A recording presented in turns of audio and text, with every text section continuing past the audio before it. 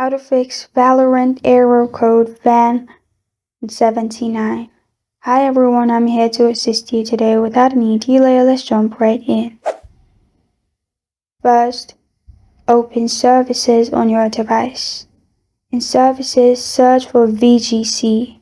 It's not available in my computer, so I'm simply clicking on any other option. Right-click on it and click on Properties.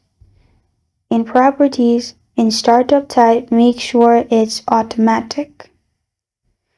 After you've clicked on Automatic, press on Apply and then press on OK at the bottom. After you've done that, you can simply open Command Prompt. In Command Prompt, type in as shown on the screen, which is netsh space winsock space reset and press on Enter. Then type in ipconfig space / flush DNS.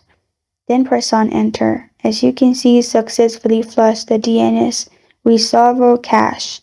After you've done that, open Windows Update and make sure your Windows is updated to the latest version. If you find Update option in here, you can press on Update and update your Windows.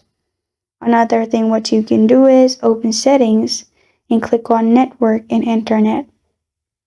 After you've clicked on Network and Internet, click on Status on the left side and scroll down and click on Network Reset.